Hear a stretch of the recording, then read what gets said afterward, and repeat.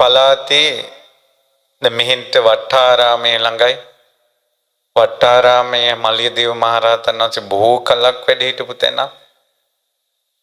ඒ වගේම මේ අවට ස්ථාන ගණනාවක් තියෙනවා මලියදේව මහරහතන් වහන්සේ වැඩ හිටපු. මලියදේව මහරහතන් වහන්සේ කියන්නේ මේ ලංකාවේම මිනිස්සු සුවපත් කරමින් බොහෝ දෙනාට හිතසුව පිණිස චාරිකාවේ වැඩිය උතුම් මහරහතන් වහන්සේ නම. ඉතින් ඒ උතුම් රහතන් වහන්සේ ඊළඟ තමයි විශේෂ කාරණාව. මේ මලියදේව මහරහතන් වහන්සේ පහළ වුණේ මිහිඳු මහරහතන් වහන්සේ ශ්‍රී ලංකාවට වැඩියට පස්සේ මේ ලක්දිරණේ පහළ වුණ රහතන් වහන්සේ නම දුටුගැමුණු රජුරවන්ට කලින්. දවසක් දුටුගැමුණු මහරජුරෝ කැලේ යුද්ධේ යම් අවස්ථාවක කැලෑ වැදුණා. ඊට පස්සේ කැලෑ වැදිලා යම් මොහොතක දුෂ්කර දානයක් පූජා කළා. ඒ දුෂ්කර දානය වැළඳු එක් රහතන් වහන්සේ නමක් තමයි මලියදේව මහරහතන් වහන්සේ කියලා කියන්නේ. එතකොට දුටුගැමුණු රජතුමාගේ මුල් කාලේ වැඩ හිටපු මහරහතන් වහන්සේ නමක් මලියදේව මහරහතන් වහන්සේ. ඊළඟට මලියදේව මහරහතන් වහන්සේ ඔයාලා අහලා තියෙන්නේ බුද්ධ ශාසනයේ අවසාන රහතන් වහන්සේ කියලාද? නෑ, බුදු පිරිසේ. බුදු පිරිස කියන්නේ පින්වතුනි සමහර අය සංසාරේ ඉන්නවා හොරු එක්ක පැහැිලා යනවා. හොඳ එක්ක පැහැෙනවා, නරක එක්ක පැහැෙනවා. ධාතු එකතු වෙනවා, පිරිවර පිටින් යනවා සසරේ. දැන් මේ පිරිසක් එකතුව සෑයවල් හදා යනවා. පිරිස් එකතු වෙනවා. ඒ වගේ පෙරම් පුරන සංසාරේ අපමහා බෝධිසත්වයන් වහන්සේ අභිනිෂ්ක්‍රමණය කරපු ඇතැම් අවස්ථාවලදී ඒ බෝධිසත්වයන් කෙරෙහි පිහිටි ප්‍රේමයෙන් සද්ධාවෙන් ගිහි ජීවිතේ අතහැරලා පැවිදි ජීවිතයට පත් වෙලා ඒ බෝධිසත්වය අනුව හැසිරුණ පිරිසක් ඉන්නවා. ආන්නේ පිරිසට කියනවා බුදු පිරිස. ඒ බුදු පිරිසේ සියලු දෙනා මගවල් ලැබුවා. කියන්නේ පෙරම් පුරන සංසාරයේ මහ බෝධිසත්වයෝ සමග එකතු වෙලා ඒ ගමනට එකතු වෙච්ච සත්පුරුෂ ජනයා සියලු දෙනා. කොතෙක්ද කියනවා නම් නලක පාන ජාතකේ අර පොකුණෙන් අවවාදී පිහිටලා පොකුණට බහින්න නැතුවද උණ දණ්ඩෙන් පැම්බිව්වේ වඳුරෝ. ඒ අවවාදයට කීකරු වෙලා හිටපු යම්තාක් වඳුරු රැළ වේද ඒ සියලු දෙනාත් බුදු සසුනේ මඟපල් ලැබුවා. පින්වතුනි ඔය තේමිය කුමාරයා මෝගපක්ක ජාතකේ පැවිදි වෙනකොට මුළු රාජ්‍යම පැවිදි වුණා. ඊළඟට හත්තිපාල කියලා කුමාරයෙක් පැවිදි වුණා. ඒතර මුළු රාජ්‍යම පැවිදි වුණා. ඒ වගේ අවස්ථාවලදී ඒ රටේ හිටපු එක සුරාසොඬෙක් පිරිසත් එක්ක එකතු වෙලා රාබන මිනිස්සෙකුට එකතු වෙලා බොණ්ඩ මිනිස්සෙක් නැති නිසා ඒ මිනිස්සයත් රාමුට්ටි අයින් කළා අර බෝධිසත්වයෝ ළඟ පැවිදි වුණා. ලොකු දෙයක් කරගන්න බැරි වුණත් මලුපෙත් මං හැමදේමද හරි හිටියා. ආන්නේ අවසානෙට ගිය කෙනා තමයි මලියදේව මහරහතන් වහන්සේ නමයි ලක්දිව අරහත්වයට පත් වුණේ. එතකොට අර බුදු පිරිසේ එතකොට මේ මලියදේව මහරහතන් වහන්සේගේ අරහත්වෙන් පරිනිර්වාණයෙන් පස්සේ බුදුරජාණන් වහන්සේත් එක්ක එකට එකතු වෙලා පින්පුරපු පිරිස අවසන් වුණා. දැන් අපි පින් පුරන්නේ බුදුරජාණන් වහන්සේත් එක්කනේ, බෝධිසත්වෙක් එක්ක නෙවෙයි. අපි බුදුරජාණන් වහන්සේගේ ශාසනයේ හිත පහදවගෙන පින් පුරනවා. එතකොට අපි බුදු පිරිසට බුදුරජාණන් වහන්සේත් එක්ක පෙරම් පුරපු ගණයට අපි වැටෙන්නේ නැහැ. ආන්නේ වගේ ඒකටයි බුදු පිරිස කියලා කියන්නේ එතන. එතකොට ඒ රහතන් වහන්සේ පහළ වුණේ මේ ලංකාවේ. මේ ලක්දෙරණේ මේ යුගයේ ලක්දිව ඉපදී ලක්දිව හැදී වැඩි මේ ලක්දිවදී රහත් වුණ ලක්වැසි මහරහතන් වහන්සේ නමක් වෙනුවෙන් ඉදි වුණ එකම මහා සෑරදාන වහන්සේ මේ ශ්‍රී මහා මලියදේව සෑරදානන් වහන්සේ. මේ තමයි දැනට ලංකාවේ මේ යුගයේ මේ වෙනකොට ලංකාවේ රහතන් වහන්සේ නමකගේ නාමයෙන් මේ යුගයේ මේ කාලේ ඉදි වුණ මහා සෑරදානන් වහන්සේ. එතකොට බුද්ධ ශාසනයේ භාග්‍යවතුන් වහන්සේ විශේෂයි 80 මහා ශ්‍රාවකයන් වහන්සේලා විශේෂයි අපි විවිධ ස්තූප කරන්න අපි පින් පුරවගත්ත අපි උපස්ථාන කළා. සම්බුදු සෑරජුන්, ශ්‍රී ආනන්ද සෑරජුන්, ශ්‍රී අඟුලිමාල සෑරජුන්, ඇසලපුම් පොය දවසට ධාතුන් විරාජමාන වන ශ්‍රී සාරිපුත්ත සෑරජුන්, අනුරුද්ධ සෑරජුන් ඇතුළු ශ්‍රාවකයන් වහන්සේලාගේ නමින් ඉදිවන සෑයවල් ගැන අහලා පින් පුරවගෙන හිත පහදවගෙන උපස්ථාන කරගත්ත අය මෙතන ඉන්නවා. එනමුත් මේ සෑරජාන් වහන්සේ අපේ ලංකාවේ පහළ වුණ ලක්වැසි රහතන් වහන්සේ නමක් වෙනුවෙන් ඉදි වුණ එකම මේ යුගයේ මහා සෑරජානන් වහන්සේ. ඉතින් අපේ ලංකාවේ පහළ වුණ ලක්වැසි රහතන් වහන්සේලාට උපහාර කරන්න ලැබීම වාසනාවක් කියලා සන්තෝෂයටපත් වෙනවා. ඉතින් මලියදේව මහරහතන් වහන්සේ ගැන ගොඩාක් විස්තර ඔබට අහන්න ලැබෙවි ඉදිරියට. මේ සෑරජානන් වහන්සේගේ ඉදිරියේදී විරාජමාන වෙනවා මේ ධාතු ගර්භයේ මලියදේව මහරහතන් වහන්සේගේ ධාතුන් වහන්සේලා. එතකොට මේ ප්‍රදේශයේ ගොඩාක් දෙනා දෙවියන් අතර ගියා මලියදේව මහරහතන් වහන්සේ නිසා. දැන් සුළුගුළු උපාසකතුමා දෙව්ලොව ගියේ මලියදේව මහරහතන් වහන්සේ නිසා පණ පිටින් දෙව්ලොව කියන්නේ. සුළුගුළු වෙහෙර මේ ළඟ තියෙනවා. ඊට පස්සේ මලියදේව මහරහතන් වහන්සේ දම්පැන් පුදා දහස් ගණන් දෙව්ලොව ගියා ඉන්නවා. මලියදේව මහරහතන් වහන්සේගේ සහෝදරියෙක් සපුමල් බණ්ඩාර දැන් දිව්‍යයන් අතර ඉන්නවා. සද්ධා සීල සුත ත්‍යාග ප්‍රඥා කියන ගුණධර්ම වලින් පෝෂිත රහතුන්ට උපස්ථාන කරපු රහත් පරම්පරාවේ නෑකම් කියන අරහත් ධාතුන් වඳින සපුමල් බණ්ඩාර දෙවියෝ. ඒ පවුලේමයි පින් කරගෙන දෙව්ලොව ගිය විසෝ බණ්ඩාර දෙවියෝ දෙවඟන මේ කුරුණෑගල අවටම මේ ප්‍රදේශයේම ජීවත් වෙච්ච අය දෙවියන් අතර ඉපදිලා ඉන්නවා. මලියදේව මහරහතන් වහන්සේට උපස්ථාන කරලා මලියදේව මහරහතන් වහන්සේගේ ධර්ම දේශනා ගොඩාක් බර වුණා. මේ ආයතන හය අනිත්‍ය, ඇස කන නාසය දිවකය මනස. එනිසා උන්වහන්සේ නිතර චචක්ක සූත්‍රය හයේ ගොඩවල් හයක් ගැන බුදු සමිඳු වදාළ දේශනාව මම අටුවාවෙන් විස්තර දැනගත්තේ එක කියන්න හේතුවක් කියලා.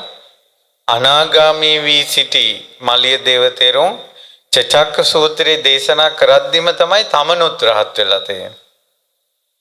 එනිසා චචක්ක සූත්‍රය 60 තැනක දේශනා කරනකොට එක තැනක 60 බැගින් ස්ථාන 69 ගානේ අරහත්ත්වයටපත් වුණා. එතකොට රහතන් වහන්සේලා බොහෝ දහස් ගණනක් බිහි කරපු උතුම් ධර්මාචාර්යන් වහන්සේ නමක් තමයි මලියදේව මහරහතන් වහන්සේ. එකල සංගරුවනින් පිදුම් ලැබූ මහා සංඝ ආචාර්යන් වහන්සේ නමක් මලියදේව මහරහතන් වහන්සේ. ඉතින් ඒ නිසා එක තැනක මලියදේව මහරහතන් වහන්සේ ගැන කොච්චර ගෞරවයක් ශ්‍රද්ධාවක් තිබ්බද කියනවා නම් මලියදේව මහරහතන් වහන්සේ සද්ද අභිඥාලාභී ගොඩාක් ඉරිදි තියෙනවා. උන්වහන්සේ දුටුවා එක්තරා ප්‍රදේශයක වයසක සිල්වත් හාමුදුර නමක් ඉන්නවා. හැබැයි මේ හාමුදුරන්ගේ හිතේ කෙලෙස් දුර වෙන විදිහේ දහම් කතාවක් තවම සාකච්ඡා වුණේ නැහැ. මම ඒ තෙරුන් වහන්සේට අනුග්‍රහ කරන්න ඕන කියලා පොය දවසක සංඝයා එකතු වෙලා පොය විනය කර්මය කරන දවසක මලියදේව මහරහතන් වහන්සේ ආරාමයට වැඩියා. වයසක හාමුදුරන්ට ආරංචි වුණා මලියදේව මහරහතන් වහන්සේ අති ප්‍රසිද්ධයි. දැන් වගේම එකලත් ප්‍රසිද්ධයි. අර උතුම් ධර්ම කතික මලියදේව තෙරුන් වහන්සේ වැඩලා කියලා. එතකොට වයසක ස්වාමීන් වහන්සේ පොකුණේ පැම් පහසු වෙන්න යන්න ලැහැත්ති. මලියදේව මහරහතන් වහන්සේ එතෙන්ද වැඩම කළා. වැඩම කළා ආචාර ගෞරව සිද්ධ කරලා ස්වාමීනි කොහෙද වඩින්නේ? පැම් පහසු වෙන්න. ඔබ වහන්සේ අවසර දෙනවා නම් මම කැමති ඔබ වහන්සේ පැම් පහසු කරවන්න. දැන් මලියදේව මහරහතන් වහන්සේ ඉල්ලා හිටිනවා අර වයසක ස්වාමීන් වහන්සේ නහවන්න පැම් පහසු කරවන්න. වයසක ස්වාමීන් වහන්සේ බිම්බලාගෙන හිටිය ටික වෙලාව. ඉඳලා කිව්වා ඔබ වහන්සේගේ කැමැත්ත. ඒ පොකුණ ළඟ වයසක ස්වාමීන් වහන්සේ අසුංගන ඉද්දී පැන් අරගෙන මලියදේව මහරහතන් වහන්සේ අර වැඩිහිටි තෙරුන් වහන්සේ නහවනවා පැම් පහසු කරවන. ගොඩට ඇවිල්ලා කියනවා ආයුෂ්මතුනි මට වස් 60යි. වස් 60ක් වෙන්න නම් අඩුම වයස අවුරුදු 80ක්වත් වෙන්න ඕන. මොකද උපසම්පදා කරන්නේ අවුරුදු 20න්. ආයුෂ්මතුනි මං උපසම්පදා වෙලා අවුරුදු 60යි. අද දක්වාම මගේ ඇඟට කිසි කෙනෙකුට අත තියන්න දීලා නැහැ මම. අවුරුදු 60ක් තමන්ගේ අත අල්ලන්න ඇඟවත් අල්ලන්න දීලා නැහැ කාටවත්. එහෙමත් තෙල් ටිකක් ගන්නවත් නහවන්නවත් පඩි පෙලකින් ගොඩ වෙනකොට අතවැල අල්ලන්නවත් අත දීලා ඇඟ අල්ලන්න දීලා නැහැ. ඉතින් මට ඒ වුණාට ඔබ වහන්සේගේ වචනේ ප්‍රතික්ෂේප කරන්න බෑ කිව්වා. අනේ ඔබ වහන්සේට පින් සිද්ධ වේවා කියලා වැඳලා පොය කරන්න ගියා. ඒකට එතන හිටපු වැඩිමාල් මහඳුරෝ තමයි මේ වයසක ස්වාමීන් වහන්සේ. පොය විනය කර්මයෙන් කළා දහම් සාකච්ඡාව කළා. ඒ දහම් සාකච්ඡාව ඉවර වුණේ අර වයසක ස්වාමීන් වහන්සේ අරහත්ත්වයට පත් වෙලා. ඒකට අර බුදුවරුන්ගේ කරුණාව වගේ කරුණාවෙන් මේ මහරහතන් වහන්සේ යම් හේතුවක් ඇතුවමයි පැම් පහසු කරවන්න ඇත්තේ. ඉතින් එච්චර කරුණාවන්තයි. ඉතින් ඒ වගේ බොහෝ කතා තියෙනවා මල්ලියදේව මහරහතන් වහන්සේ ගැන. අපි ඉදිරියට අහමු. දැන් අපි අහමු අපිට කොයිතරම් වාසනාවක්ද ලැබුණේ මේ යුගයේ අපිට අපේ අතින් සෑයක් කරවන්න.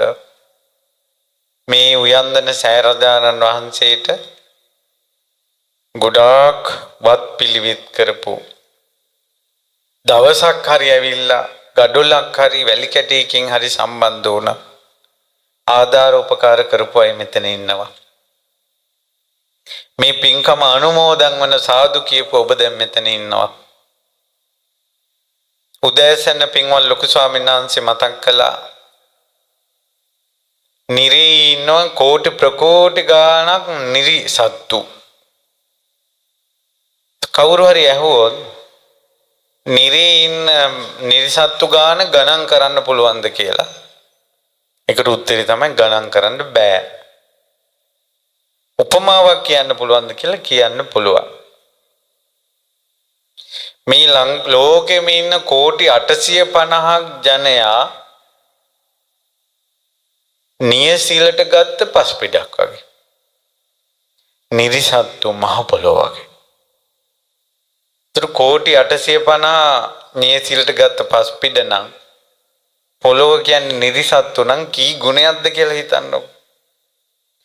එච්චර ප්‍රමාණයකට බුදු කෙනෙකුට සම්මා සම්බුදු කෙනෙකුට මහරහතන් වහන්සේ නමකට ස්තූපයක් කරනවා කියන කුසලේ සිද්ධ කරගන්න බෑ. ඒ මහා කුසල් පිරෙන්නේ නැහැ අයට. ඊළඟට තිරිසන් ලෝකේ ඉන්න ප්‍රමාණය කොච්චරද කියලා ඇහුවොත් මට අහන්න ලැබුණා දවසට කුකුලන් විතරක් ලෝකේ කෝටි 10ට වඩා මරණ. එක දවසට කෝටි 10ට වඩා. කෝටි 10ක්ද 20ක්ද කොහෙද? බැටළුවෝ කෝටි 5කට වඩා එක දවසට මැරෙනවා. ඒතර කොච්චර තිරිසන් සත්තු ඉන්නවද? මොහොන්දේ මාළුවෝ කොච්චරද? එක දවසට එක හාල් මැස්සෙක් කෑවත් කෝටි 850ට හාල් මැස්සෝ කෝටි 850. එතකොට දවස ගානේ හාල් මැස්සෝ කෑවොත් කොච්චර මාළු ප්‍රමාණයක්ද? මොහොන්දේ මාළු ඉවර වෙන්නේ නැහැ. තිරිසන් සත්තුන්ට සම්මා සම්බුදුවරුන්ට මහරහතන් වහන්සේලාට ස්තූප කරවන්න බෑ. මේ මහා කුසල් ඔවුන්ට රැස් කරගන්න බෑ, අභව්‍යයි. ඊළඟට പ്രേත ලෝකවල උපන් අයට ගණන් කරන්න බැරි പ്രേතාත්ම තියෙනවා.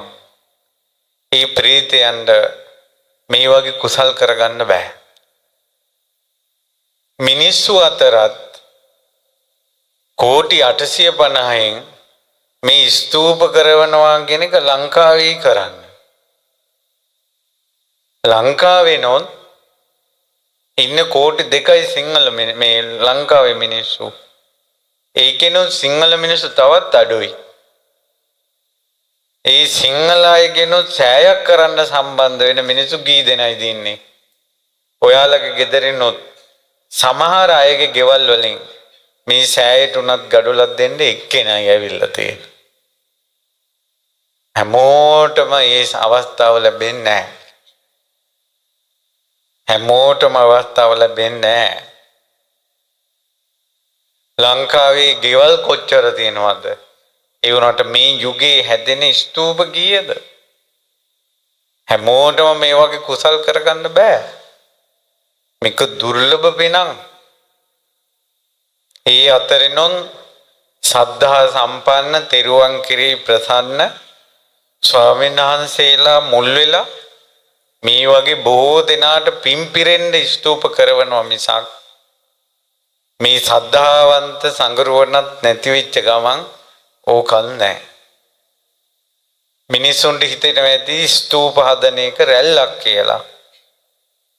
මිනිසුන්ට හිතෙනවා ඇති මේ හාමුදුරුවෝ බණ භාවනා කරගන්න නැතුව මොකද මේ චෛත්‍ය හදා ඉන්නේ කියලා. පින්වතුනි, බුද්ධ කාලේ ස්තූප හදලා තියෙන්නේ ස්වාමීන් වහන්සේලා.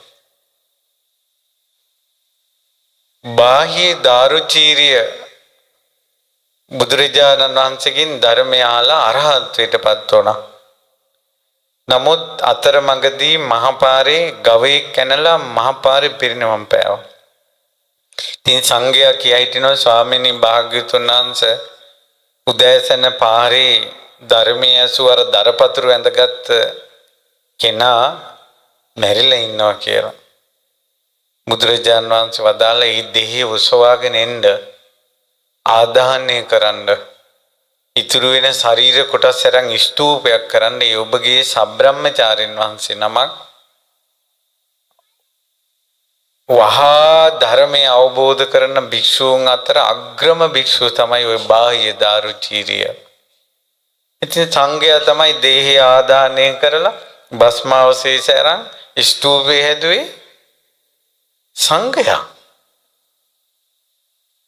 සාරිපුත්ත මහරහතන් වහන්සේගේ පරිනිර්වාණයෙන් පස්සේ ඉතුරු වුණ ශාරීරික ධාතු නිදන් කරලා ස්තූපයක් මවන්නේ බුදුරජාණන් වහන්සේ සැබැත් නුවර. කොණ්ඩඤ්ඤ මහරහතන් වහන්සේ පිරිනවම් පෑවට පස්සේ ඒ ලැබුණ ධාතුන් වහන්සේලා තැන්පත් කරලා රජගහ නුවර වේළුවනා දොරටුවේ ස්තූපය මවන්නේ බුදුරජාණන් වහන්සේ. ඒ නිසා එකල රහතන් වහන්සේලා පිරිනවම් පෑවට පස්සේ මහණෙනි චෛත්‍ය කරවන්න ස්තූප කරවන්න සුදුසු පුජ්‍යලයෝ 4 දෙනෙක් ඉන්නවා. තථාගතයන් වහන්සේ, පසේ බුදුරජාන් වහන්සේ, මහරහතන් වහන්සේලා, ඊළඟට සංක්විති රජවරු. බුදුරජාන් වහන්සේ අපේ ගෞතම බුදු සමිඳු කල සංක්විති රජවරු නැහැ.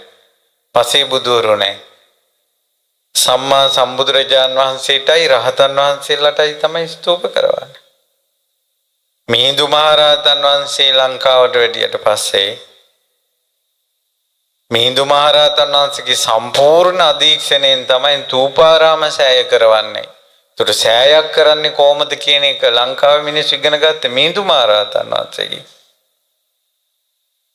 මේ විදිහට නැත්තම් කොහොමද සෑයවල් හදන්නේ? අයි ගයක් විදිහට හදන්නේ නැතුව මෙහෙම හැදුවේ. මිහිඳු මහරහතන් වහන්සේ වට මැදිහත් උනේ. ඒ නිසා ගරුතර සංඝයා මේ ස්තූප කරවීමේලා මූලික වීම බුද්ධ කාලේ ඉඳලා සිද්ධ වෙච්ච එකක්. ඉතින් ඒ විදිහේ දැහැමි උපදේශ මඟ පෙන්වීම මත කළොත් මේ වාගේ බබලන උතුම් ස්තූප බිහි වෙනවා. හිතුවක්කාරකමට පුළුවන්කමට කරන කතාවක් නෙවෙයි, ශ්‍රද්ධාවෙන්. ඉතින් ඒ නිසා පින්වතුනි මේ වාගේ ස්තූප රාජානන් වහන්සේ නමක් බුදු ගුණ කියා මුල්ගල් තබලා පිරිත් කියා දම්පැන් දිදී එන මිනිස්සු බඩගින්න යවන්නේ නැතුව මේ මිනිස්සුන්ට පවා කන්න බොන්න දිදී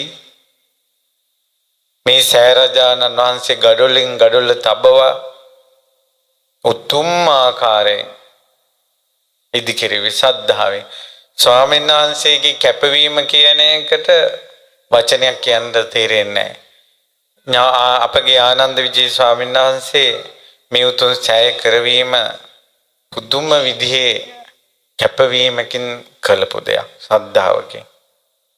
ඒ කැපවීමට සාධාරණයක් ඉෂ්ට වුණා. භාග්‍යතුන් වහන්සේ වැඩම කළා. අනාගතේ මේ ලක්දිව පහළ වුණ උතුම්ම රහතන් වහන්සේ නමක් වඩිනු. ඒ වගේම තමයි මේ සෑරජාන් වහන්සේගේ මූලික ධන පරිත්‍යාග කරපු කාලිංග මහත්මයා මේ පික්කම් කරන එක ටිකක් පහු කරමු කිය හිටියේ. මං අහුවේ ඇයි කියලා. නෑ ස්වාමීනි මේ ඔක්කොම අපි ඉවර කරමු. දැන් මං සෑය හැදුවා මගේ කොටස ඉවරයි කියලා පස්ස ගහන චරිතයක් නෙවෙයි. එයාට ඕනේ මේ ඔක්කොම ਸਰව සම්පූර්ණ ඉවර වෙනවා දකින්න. ඉතින් මෙතෙන් විශාල ධනයක් එතුමාත් වේදන් කළා. එතකොට අද මෙතෙන් ආවට පස්සේ මේ කිරිල්ල තියෙන කටයුතු දැක්කට පස්සේ හිතේට පොඩ්ඩක්වත් අපරාධ කියන සිතවිල්ලක් එන්නේ නැති විදිහට සද්ධාවෙන් සෑය කෙරෙව්වා. මේ අහිංසක අම්මලා ආහාර උයුයා දිදී මිනිසුන්ගේ කුසගිනි නිවනවා. මේ දවස් ටිකේ මිනිසුන්ට දන්සැල් ලැබිලා මේක සම්පූර්ණ පිම්පුරන භූමියක් බවට පත් වුණා. මේ වාගේ උතුම් සෑයවල් කරවීම ගැන කවර කතාද? මේ බලන්නකො ඉස්සර වෙච්ච දෙයක්. බොහෝ කලකට පෙර එක තාපසීන් වහන්සේ නමක් ගෝලයෝ දහස් ගානක් සහිතව හිමාලයේ වාසය කළා. එතකොට මේ ගෝලයන් 3000කට අධිකයි මං හිතේ. හැමදාම උදේ හවස ඇවිල්ලා තමන්ගේ ආචාර්ය තාපසීන් වහන්සේට වන්දනා කරනවා. හැමදාම උදේ වඳිනවා 3000ක් ඇවිල්ලා. හවසට වඳිනවා 3000ක් ඇවිල්ලා. එතකොට ඒ ආචාර්යන් වහන්සේ හිතුවා හැමෝම මට වඳිනවා. හැමෝම මට ගරු කරනවා. අනේ මම වඳින්නේ කාටද? මම ගරු කරන්නේ කාටද? දැන් සත්පුරුෂයන්ට සත්පුරුෂ අදහස් එනවා.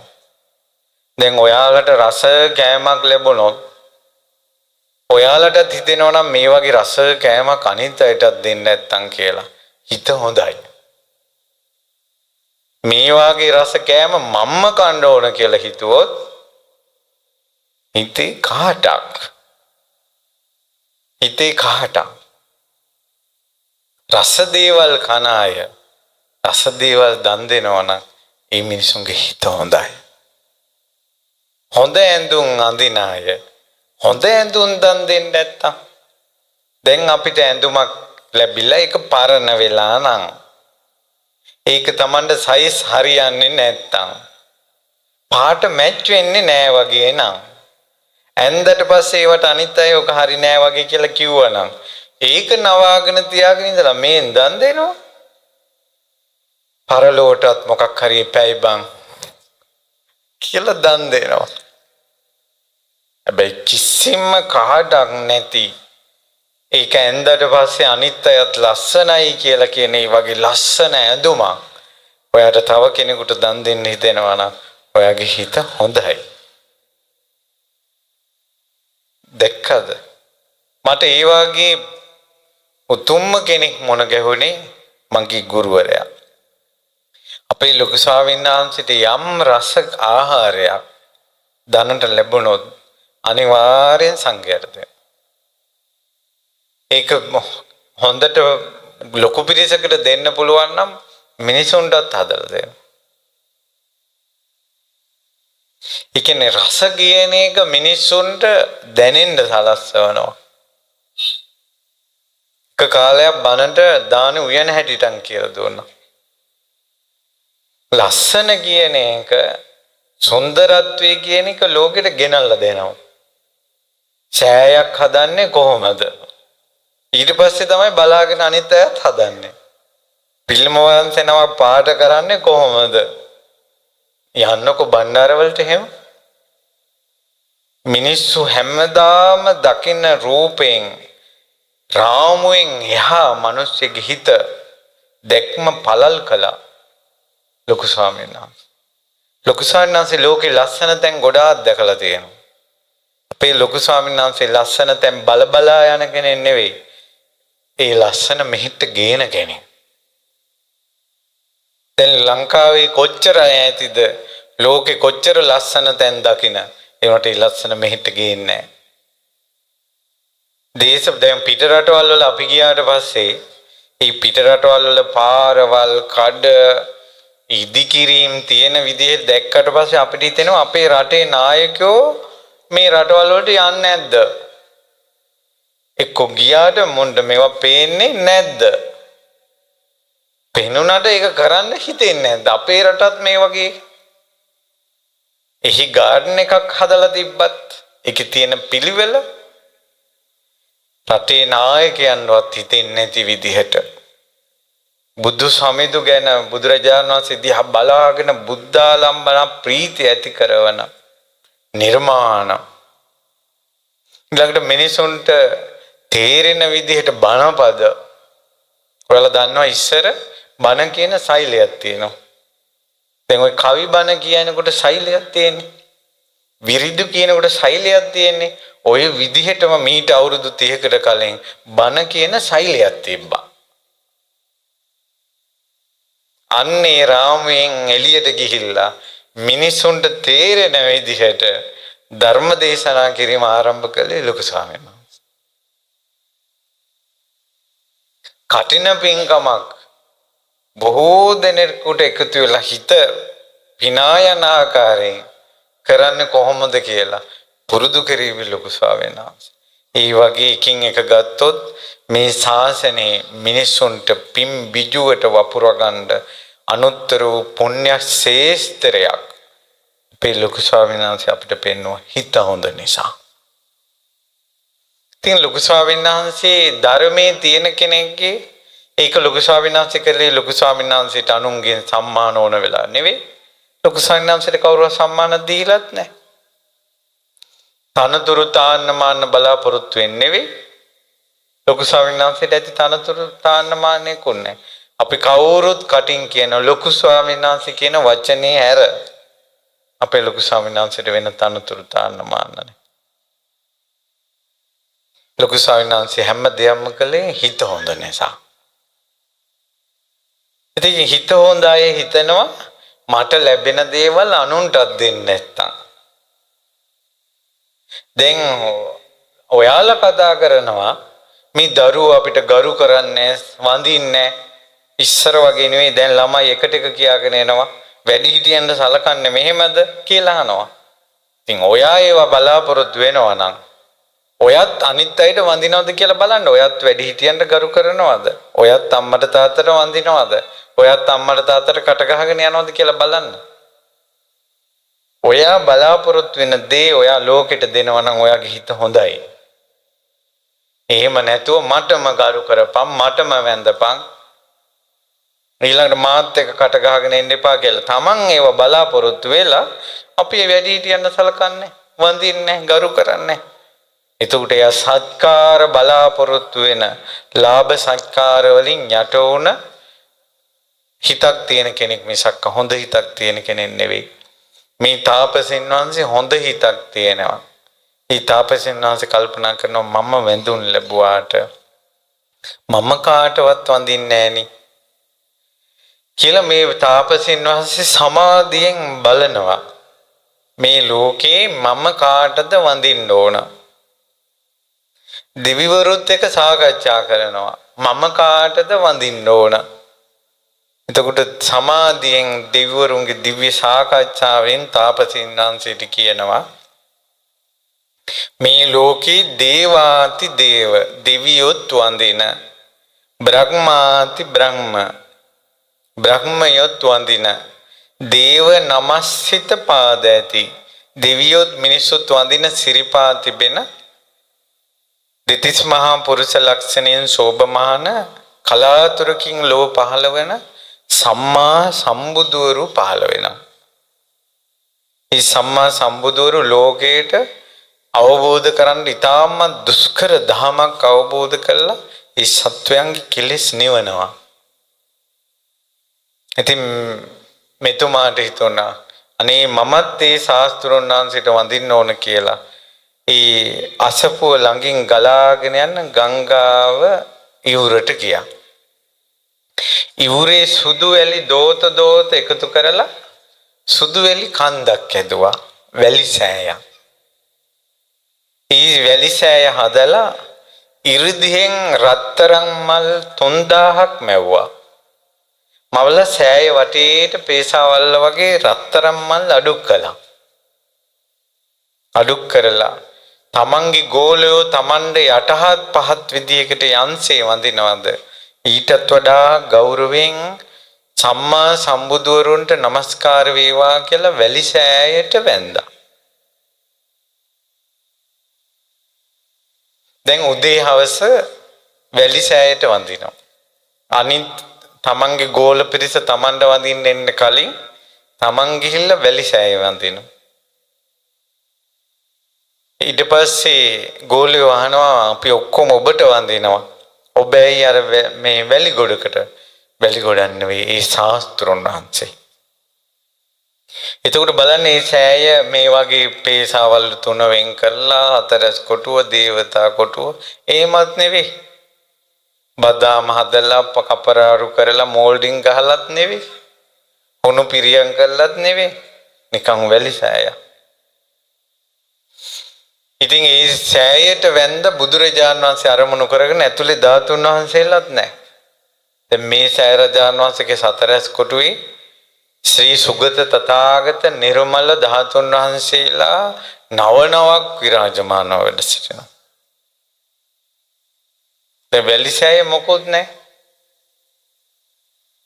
ඉතින් එහෙම ඉන්නකොට ඒ තාපසින් වහන්සේට යන් අකුසල සිතක් පහළ වුණොත් ඒ අකුසල සිත පහළ වුණ ගමන්ම හිතනවා දැන් හවසට මම බුදුරජාණන් වහන්සේ වඳින්න යන්න ඕන.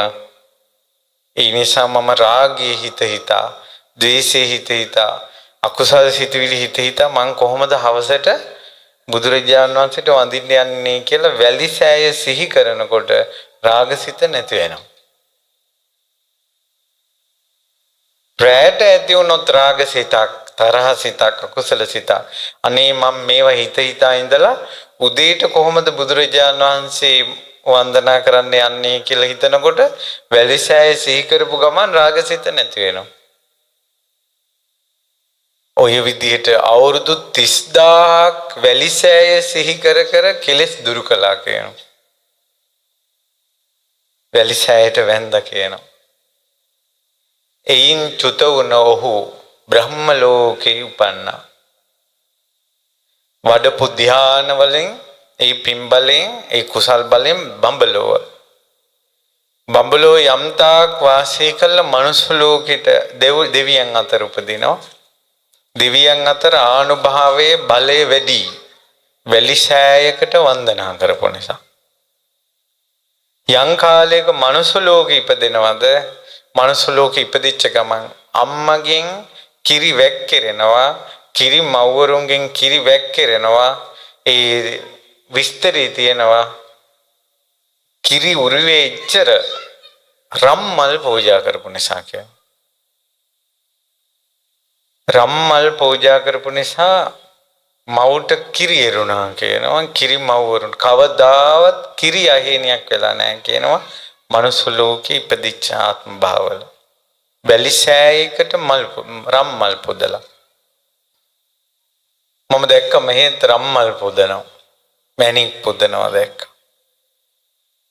ඊට පස්සේ මිනිස්යන් අතර ඉපදෙද්දී කිසිම කැලලක්, ඒ කියන්නේ මේ කුරුලෑවක්වත් ලපයක්වත් ඇඟේ ඇවිල්ලා නැහැ. ඒ තමයි උදේ හවස සෑයට වැටිලා තියෙන කොළරොඩු, අර වැලි සෑයට වැටිලා තියෙන කොළරොඩු ඉවත් කිරීමේ පින්බලේ. පැහැපත් රම්මල් පූජා කරපු පින්බලේ හැම පැහැපත් වෙනවා. ලප දද කැලලි වන කුෂ්ඨ හොරි හැදෙන්නේ නැහැ කියලා. ඉතින් ওই විදිහට තව ගොඩාක් ආනිසංස තිබ්බා. මේ මතකෙන් මම කියන්නේ, මට මතකය අඩුයි. ওই විදිහට ගොඩාක් ආනිසංස වින්දා කියලා. ඉතින් දෙවියන් අතර ඉඳලා අපගේ මනුස්ස ලෝකයට පැමිණෙද්දී ගෞතම බුදුරජාණන් වහන්සේගේ කාලේ සවැත් නුවර ඉපදිලා තියෙන්නේ. අම්මත් සෝවාන්, තාත්තත් සෝවාන්. සෝවාන් වෙච්ච අම්මා කෙනෙක්ගේ තාත්තා කෙනෙක්ගේ කුසේ, මේ අම්මගේ කුසේ ඉපදුනා කියනවා මේ වැලිසෑයක් වැඳපු පිනට. අම්මත් හේතුඵල ධම අවබෝධ කරපු කෙනෙක්, තාත්තත් හේතුඵල ධම අවබෝධ කරපු කෙනෙක්. දැන් ඔයාලගේ ගෙවල් වල අම්මා ලතරන්ඩු වෙන, තාත්තා ලතරන්ඩු වෙන, නෝද නෝකඩු කියාගන්න ගෙවල් වලම අපි ඉපදුනානේ. සෑයවල් බැඳලා නැතුව ඇති. හොඳ දෙමව්පියෝ ලැබෙනවා කියනවා සෑයවල් බැඳපු අයට. ඒ වැඳලා තියෙන්නේ වැලි සෑයක්, මේ ධාතු සෑයක් බුදු සසුනක්. ඊට පස්සේ අම්මලා දවසක් ජයශ්‍රී මහ බෝධීන් වහන්සේ මේ සවැත් නුවරනේ ඉපදිලා තියෙන ගයාවේ, බුද්ධ ගයාවේ.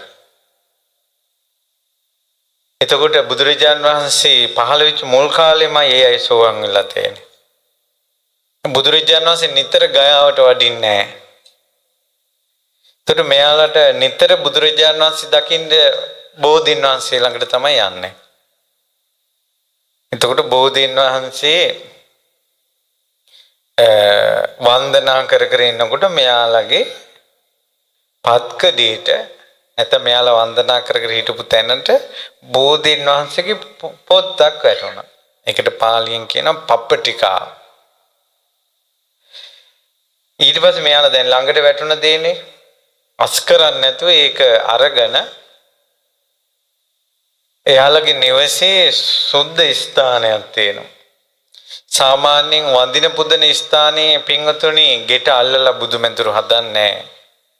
දැන් අපේ ලංකාවේ ගෙට අල්ලලායි බුදුමැදුරු හදන්නේ. සාමාන්‍යයෙන් තේරෙන අය එහෙම කරන්නේ බුදුගේ කියන එක වෙනම හදනවා නම් හදන්නේ. ඊට පස්සේ බුදුගේ තියලා යම් මෙයාලා ධර්මයේ සීකරන මණ්ඩපයක මෙයාලා බෝධින් වහන්සේ වඳින්න යන්න බැරි දවස් වලට වඳින්නේ බෝධිපප්පටිකා මංජුසාවට.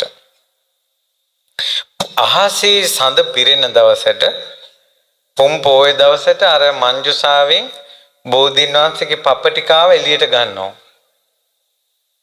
ඊට පස්සේ මේ බෝධින් වහන්සේගෙන් ගිලිහුණ මේ පොත්ත බෝධිපප්පටිකාව ජයශ්‍රී මා බෝ සමිඳුගේ මේ ජයශ්‍රී මා බෝ සෙවණේ තමයි අප බුදු සමිඳු නවආරහදී බුදුගුණ උපදවාගත්තේ කියලා බුදුගුණස් කියනවා.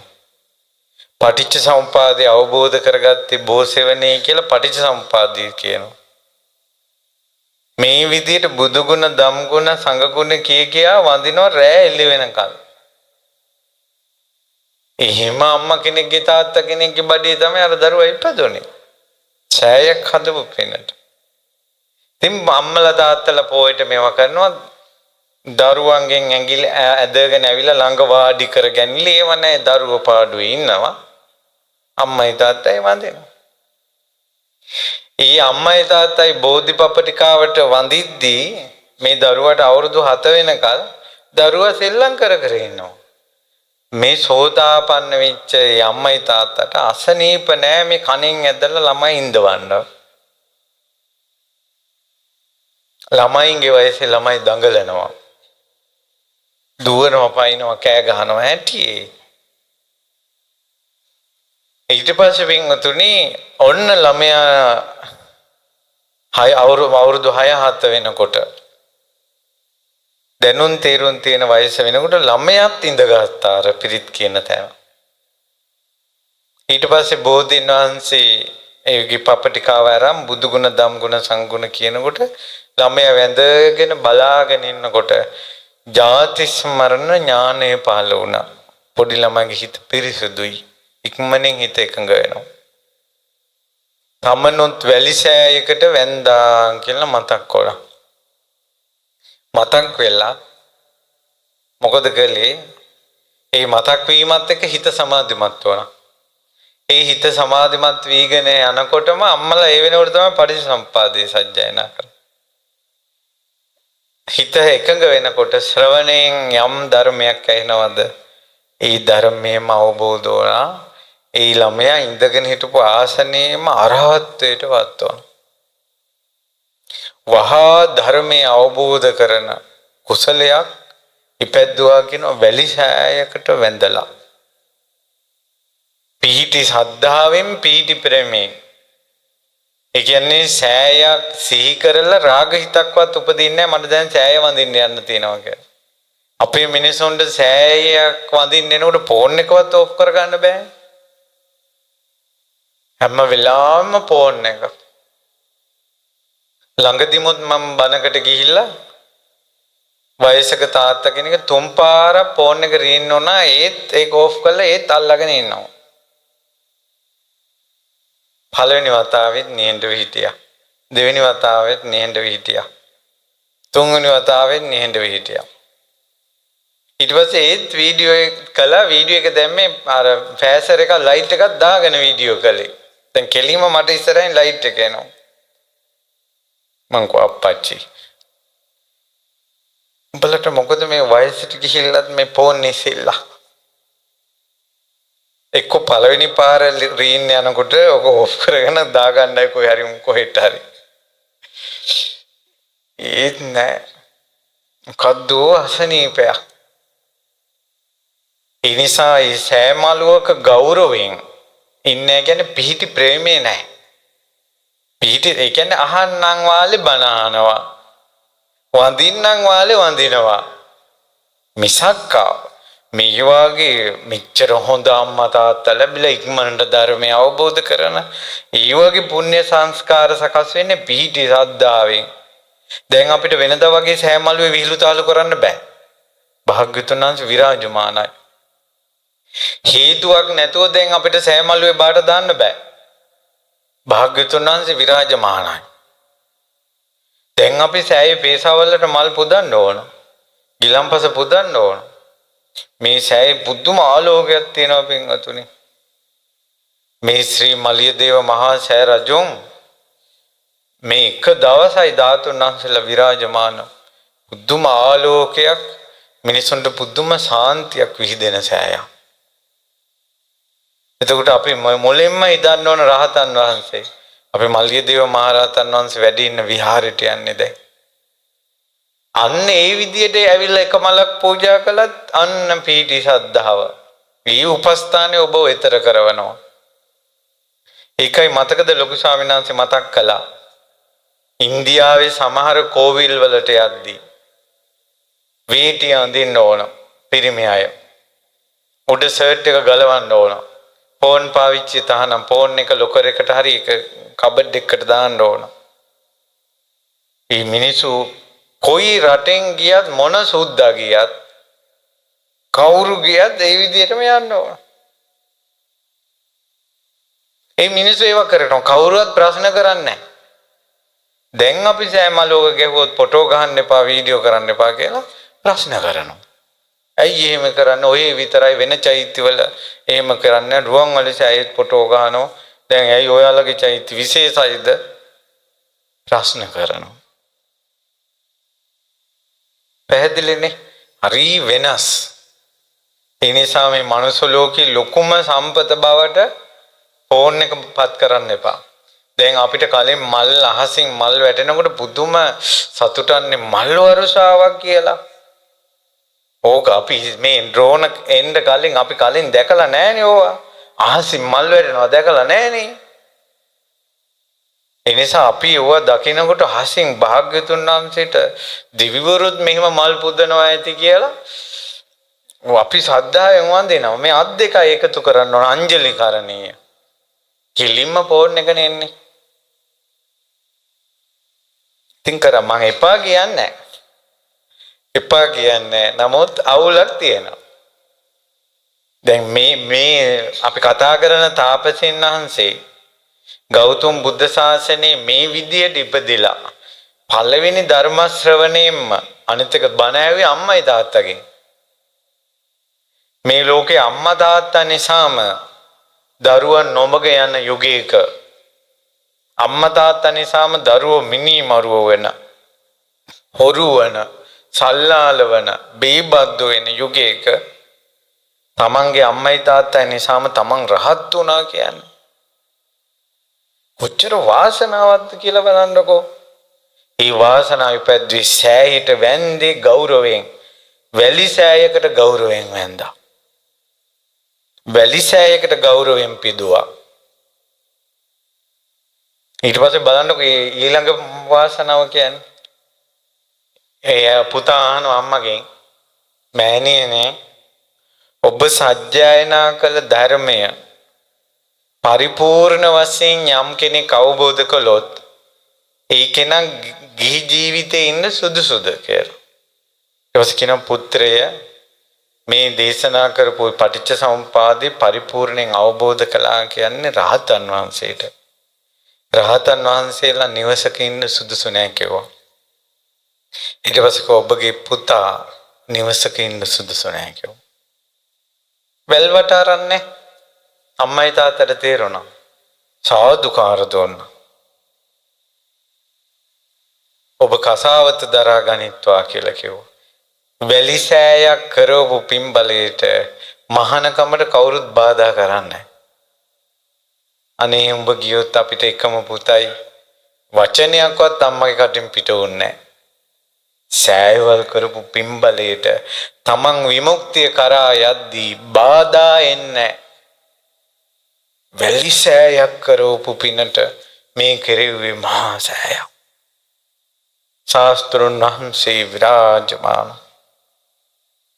ඊළඟ පින බලන්නකෝ. පුතා පැවිදි කරන්න පෙරටු කරගෙන අම්මයි තාත්තයි යද්දී සාරිපුත්ත මහරහතන් වහන්සේ පිණ්ඩපාතේ වඩිනවා.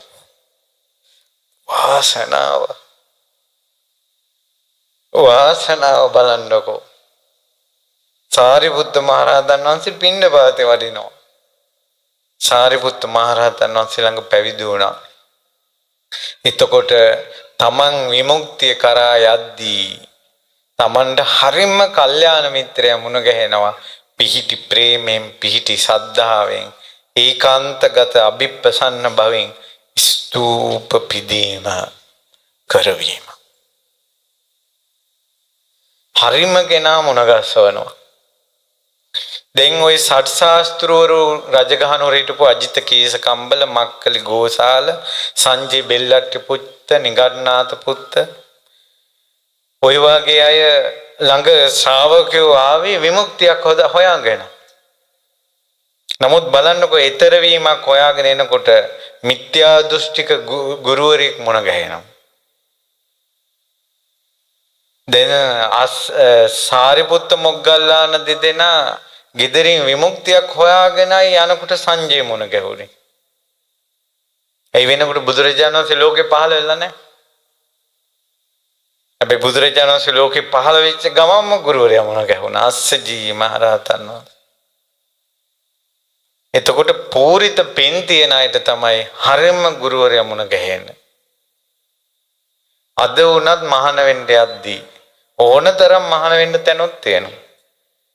නමුත් තමන්ගේ ආධ්‍යාත්මික දියුණුව පිණිස මේ ජීවිතේ වරද්දා ගන්න නැතුව බොහෝ කුසල් බොහෝ පින් රැස් වෙන ගුරුවරයෙක් පැවිදි වෙන්න යන කෙනෙකුට මුණ ගැහෙනවා නම් ඒකට කියන්නේ වාසනාව කියලා. ඒකට කියන්නේ වාසනාව කියලා.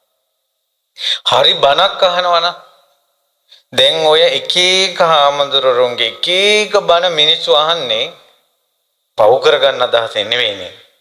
බණ ඇසීම කියන දේෙන් අහන්නේ. නමුත් එහෙම අහනකොට එයාලට මොන දේවල් දැනෙන්නේ?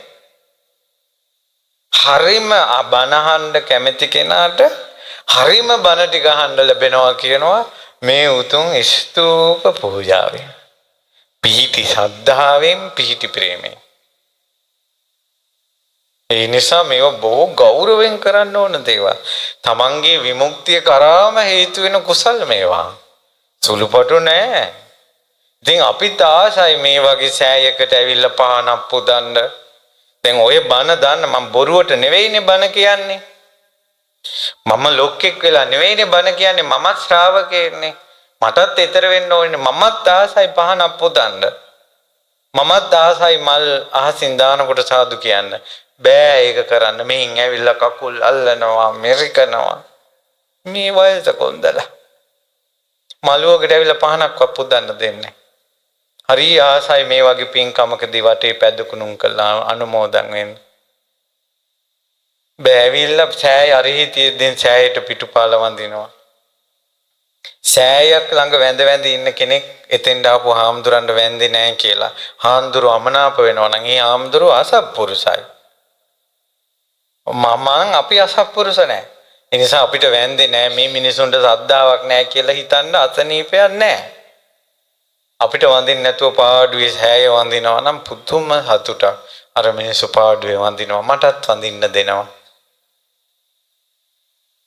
දුරේ ඉඳලා හිස නමලා එහෙමයි ස්වාමීනි කියලා පාඩුවේ තමන් වඳින්න ඕන. බෑ. දැන් මං ආසයි වටේට පහන් තියන්න ආවේ මමත් මළුවට ආවා. බෑ මුන්දලා වඳිනවා. බලමු කොයි බණ ටිකවත් තේරෙයිද කියලා. ඒ නිසා ආයේ සෑ මළුවකින් අපි මැත්තේ වැටෙන්න එපා හොඳේ. සෑයම වඳින්න, බෝසමිඳුම වඳින්න. අපිට වඳිනවට වඩා කෝටි ප්‍රකෝටි ගානක පින වැඩි සෑයට වඳිනකොට. ඒ නිසා අපි කැමති ඔබ නිවනට තව ලං වෙනවා නම් අපි මැත්තේ වැටෙන්නේ නැතුව. අපේ මැත්තේවත් ඉන්න එපා. මේ අපිට බන කියන ආම්තුරෝ කියලා ඒකමත් එල්බිලා ඉන්න එපා. කියන දේ විතරක් කරන්න.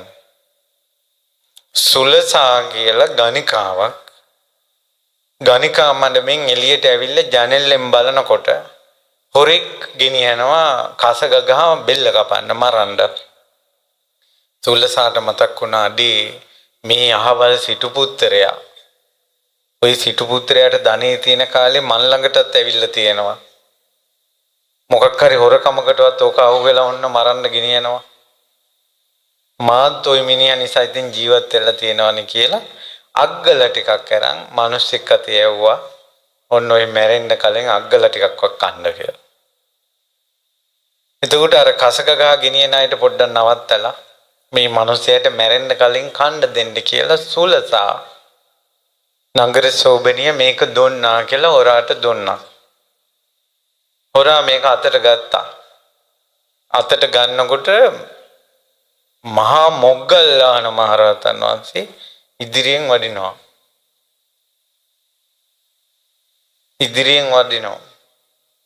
එතකොට මෙයාට හිතුණා මිනිස්සු කොහොම දම්පැන් පුදනවා ශ්‍රමණයන්ට මට ජීවිතේට කරගන්න බැරි වුණා. මේ මැරෙන්න ඕන්න මෙන්න තියදී මොන අග්ගලාද මම මේක ඒ රහතන් වහන්සේට පුදනවා කියලා ස්වාමීනි කියලා අඬ ගහලා පාත්‍රයට බෙදලා වැන්දා. ඉරිදිමත් භික්ෂූන් අතර අග්‍ර වූ පරම පූජනීය ධර්ම පුරෝහිත මහා මොග්ගල්ලාන මොනිදුට පුදුපු දානේ පින යව තුසිතිනොත් එහා ගෙනියන්න පින් එපැද්දුවා. මෙතන ඉඳලා මරන්න දැන්ට ගෙනියන අතරේ හිතනවා හොරා සුලසා ඕක එව්වේ එයාට තව මං ගැන ආදරේ තියෙනවා. මං ගැන ලෙන්ගතුකම තියෙනවා. ඕකි හොඳ එකි. මට පිනක් මැරෙන්න වෙලාවෙත් පිනක් කරගන්න ලැබුණේ සුලසා නිසා. අනේ සුලසා කොච්චර හොඳද කියලා බැඳුන්නේ හිතෙන් කල්පනා කළා. ඔයාලා ඔකට ලකුණු දා ගන්නවා මොකද්ද? කෙලෙහි ගුණ සැලකීම. ඔයාලා හිතන්නේ අපිට උදව් කරපු කෙනා ගැන අපි හිතන්න ඕනේ ඒක කෙලෙහි ගුණ. බැඳුන හිතින් බැඳුණු ප්‍රේමයෙන් කාම නිශ්චිත හැඟීමෙන් සුලසා ගැන ආලයෙන් හිතුවා. හිස්ස කපුවා බෙල් මැරුණා. විමාන දෙවියෙක් සුලසා ඉන්න මාලිගාව පේන තැනක ගහක දෙවියෙක් වුණා. මේ තුසිතේනොත් එහා යන්න පින් තිබ්බ කෙනෙක් පහලට ඇදලා දැම්මා. අර පිනක් කරන්න කිව්ව කෙනාට උනත් තිබ්බ ලෙන්ගතුකම වැඩි නිසා. තේරෙනවද මේක? මේ වයසක අම්මලා ඌස් ගාන ගැහිල්ලට මොන්දල මැරිලා ඉද කියලාත් වෙලාවට හිතෙනවා. ඒ නිසා අනේ අපිට ධර්මයේ දේශනා කරන ස්වාමීන් වහන්සේලා නිදුක් නිරෝගී වේවා. එච්චරයි. අන්න ආශිර්වාදේ. මේ අම්මලාගේ කටවල් 1000කින් එක කියවෙනකොට ආශිර්වාදයක් නේ. අනේ අපිට බණ කියන ස්වාමීන් වහන්සේලා නිදුක් නිරෝගී වේවා. දිගාසිරි වේවා එච්චරයි. එහෙම නැතු අම්මන්න කතාම කියන අපි ඔබ වහන්සේගේ බණ අහනවා. ඉතින් අහන්නනේ කියන්නේ.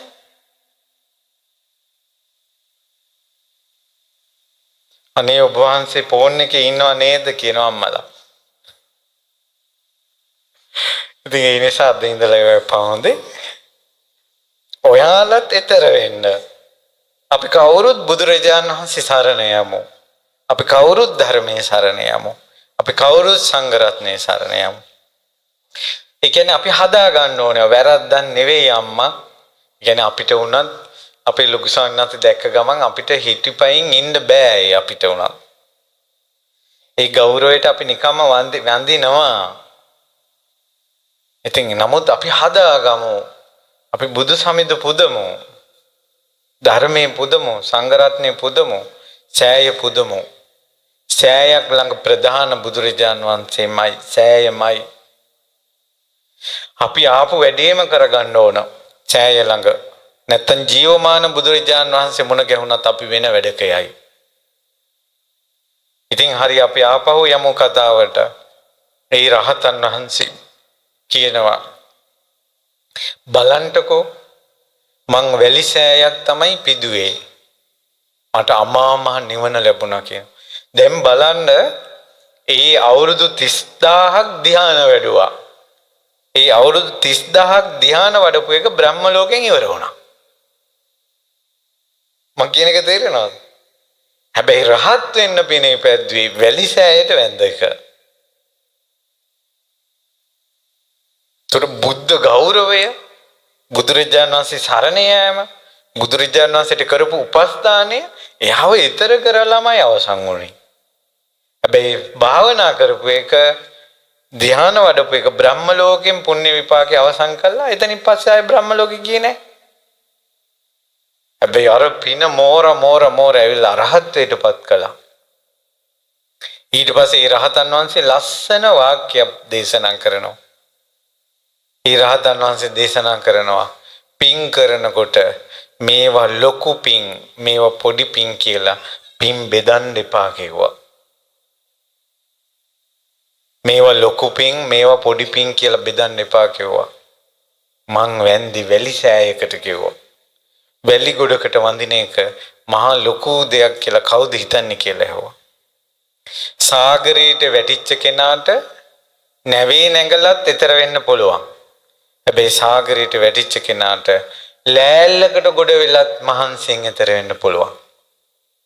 ඒ වගේ මම පුංචි පිනක් උපද්දවගෙන ඒ පිනෙන් එතර වෙච්ච රහතන් වහන්සේ නමක් කියනවා. ඒ රහතන් වහන්සේ පින් බෙදන්න එපා කියන මට පුළුවන් උනේ රුපියල් 1000යි ආදාර කරන්න.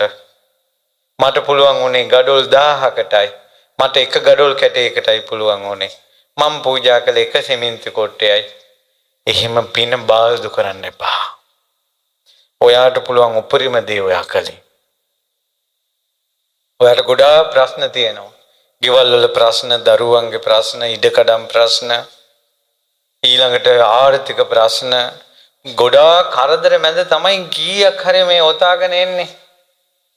අනේ ඔක ගුලි කළ එක්ක චීතේ හරි හැට්ටේ හරි ගහගෙන එක්ක පර්ස් එකේ හරි තියාගෙන ඔය රුපියල් 500 1000 දිගෑරලා මහා හස්තසාර වස්තුවක් විදිහට ඔය අම්මලා පූජා කරන්නේ. ඒ උන්දලට තියෙන ලොකුම සම්පත. හැබැයි එතන තව කෙනෙක් ලොකුවට ආදාර කරනවා දැකලා ඔයා දුක් වෙන්න එපා. පුංචි පිනෙනුත් එතර වෙන්න පුළුවන්. පුංචි පිනෙනුත් එතර වෙන්න පුළුවන්. ඇයි පින්වතුනි භාග්‍යවත් බුදුරජාණන් වහන්සේව සිහි කරලා වැලිසෑයකටත් කරපු උපස්ථානය එච්චර අග්‍ර වුණේ ඇයි? ඒකට හේතුව තමයි උපස්ථානය අනුත්තරීයයි. මොකක්ද අනුත්තරීය කියන්නේ? බුදුරජාණන් වහන්සේ වදාලා අනුත්තරීය කාරණා 6ක් තියෙනවා. අනුත්තරීය කියන්නේ එයාව ඊතර කරලම දානවා. ඒ අනුත්තරීය ශ්‍රේෂ්ඨ කාරණා 6 තමයි දස්සනානුත්තරීය. ඒ කියන්නේ බලලා ඊතර වෙන්නම පුළුවන් කාරණාවක් තියෙනවා. ශ්‍රවණානුත්තරීය අහලා දුකෙන් ඊතර වෙන මාවතක් තියෙනවා. ඊළඟට තියෙනවා ලාභානුත්තරීය. තමන්ට මොනවාරි ලැබුණාට පස්සේ ඒකෙන් ඊතර වෙන පාරක් තියෙනවා. ඊළඟට තියෙනවා සික්ඛානුත්තරීය. යමක් පුහුණු කරලා ඉගෙනගෙන පුහුණු කරලා ඊතර වෙන එකක් තියෙනවා. ඊළඟට තියෙනවා පරිචර්යානුත්තරීය. උපස්ථාන කරලා මෙහෙණත් කරලා මෙහෙ කරලා උපස්ථාන කරලා ඊතර වෙන ක්‍රමයක් තියෙනවා. ඒකට කියනවා සික්ඛා මේ පරිචර්යානුත්තරීය. ඊළඟට තියෙනවා අනුස්සතානුස්සරිය. හිත ඉඳලත් ඊතර වෙන ක්‍රමයක් තියෙනවා. මේක හොඳට අහගන්න. මේකේ වටිනාකම මේ ධර්මයේ ඉගෙන ගත්තොත් සුළුපටු නෑ. බුදුරජාණන් වහන්සේ වදාලා කුමක්ද මේ දස්සනානුත්තරීය? මහණෙනි ඇත්තු බලන්න යන්න පුළුවන්. පින්නවල අලි බලන්න යන්න. අලි සෙල්ලම් බලන්න යනවා. ඊළඟට සෆාරි යන්නේ අලි. අලි බලන්න යෑමක් කියලා එකක් තියෙනවා. අස්පයෝ බලන්න යෑමක් කියලා තියෙනවා. රත පෙළපාලි නිදහස් දිනේ පැවැත්වෙන උත්සව ඒව බලන්න යන්න පුළුවන්. ඊට පස්සේ ලෝකේ ලස්සන තැන් තියෙනවා. දියැලි, ගංගා, කඳු, ලස්සන මල් වතු, කඳු, ගංගා ඇලදොල, හිම බලන්න යමනාවක් තියෙන ලෝකේ. ඊට පස්සේ තාපසවරු, දැන් ඔය ඉන්දියාවේ තියෙනවා බාබලා. ඉරිසිවරු තාපසවරු ප්‍රසිද්ධ වුණාම මිනිස්සු යනවා යාව බලන්න. සායි බාබා ඉන්න කාලේ ලංකාවෙනොත් මිනිස්සු ගියා සායි බාබා බලන්න. ඒ වගේ අය බලන්න යනවා. එතකොට බුදුරජාණන් වහන්සේ වදාලා ඕවා තියෙනවා ලෝකේ. හැබැයි එහෙම නැහැ කියලා කියන්නේ. හැබැයි බුදුරජාණන් වහන්සේ වදාලා පංචකෝ ඒතම් භික්කවේ දස්සනං හීනං. ඒව උතුම් දේවල් නෙවෙයි. ඊළඟට ගම්මං ග්‍රාම්‍යයි පෝතුජ්ජනකං අනරියං අනත්ත සංහිතං පුතජ්ජනයි. පුතජ්ජනයි කියන්නේ හැමෝම කරන ඒවා. හැමෝම කැමති ලස්සන තැන් බලන්න. කාගෙත් අදහස් ඕවා. ඊළඟට හැබැයි කවදාවත් දියැලි බැලුවා කියලා ඊතර වෙච්ච කෙනෙක් නැහැ. කවදාවත් හිම කඳු බැලුවා කියලා ඊතර වෙච්ච කෙනෙක් නැහැ. අලි බලන්න ගියා කියලා සංසාරයෙන් ඊතර වෙච්ච කෙනෙක් නැහැ. නාට්‍ය නාඩගම් සොකරි ජහුටා බැලුවා කියලා ඊතර වෙච්ච කෙනෙක් නෑ. පසක තැබේවා ඒ සියල්ල ටෙලිග්‍රාම ටීවී එකේ කතා අපේ අම්මෝ ටීවී එක ආපු දවසේ ඉඳලා බලනවානේ. මේ අම්මලා ඊතර වුණා ටීවී එක ආපු දවසේ ඉඳලා බලනවානේ. මේ කොල්ලෝ කුරුට්ටෝ ෆෝන් එක බලන බැලිල්ල අර ටෙම්පර් එක කියන එක කැඩිලා පුපුරලා ඒත් අත ගන්නවා. ෆෝන් ගෙවිලා ඒත් බලනවා. කවදාවත් ඊතර වෙලා නැහැ. මතක තියාගන්න ওই බලන බැලිල්ලෙන් මේ ලෝකෙ කිසිම කෙනෙක් ඊතර වෙලා නැහැ. හැබැයි පින්තුනි යෝචකෝ භික්කවේ තථාගතං වා තථාගත ශාවකං වා දස්සනාය ගච්ඡති. තථාගතයන් වහන්සේ හෝ තථාගත ශ්‍රාවකෙක් කරා යනවා නම් මෙන්න මෙහෙම. කොහොමද යන්නේ? නිවිට්ඨ සද්ධෝ පිහිටි සද්ධාවෙන්. නිවිට්ඨ ප්‍රේමෝ පිහිටි ප්‍රේමයෙන්. ඒකාන්තගතෝ අභිප්පසන්නෝ ඒකාන්තගත පැහැදීමෙන්. පුදුම පැහැදීමකින් යනවා බුදුරජාණන් වහන්සේ දකින්න, බුදුරජාණන් වහන්සේගේ ශ්‍රාවකයන් වහන්සේලා දකින්න. දැන් ශ්‍රී මලියදේව මහසෑය දකින්න වඳින්න එන්නේ බුදුරජාණන් වහන්සේ මහරහතන් වහන්සේලා දකින්න. ඒ තදානුත්තරියම් භික්කවේ දස්සනාය. ඔන්න ඔය දකින් දෙන එක අනුත්තරයි. සත්තානං විසුද්ධිය, සත්වයන්ගේ විසුද්ධිය පිණිස කවදා හරි දවසක ඔයාගේ හිත පිරිසිදු කරනවා පිහිටි සද්ධාවෙන්, පිහිටි ප්‍රේමයෙන්, ඒකාන්තගත පැහැදීමෙන්.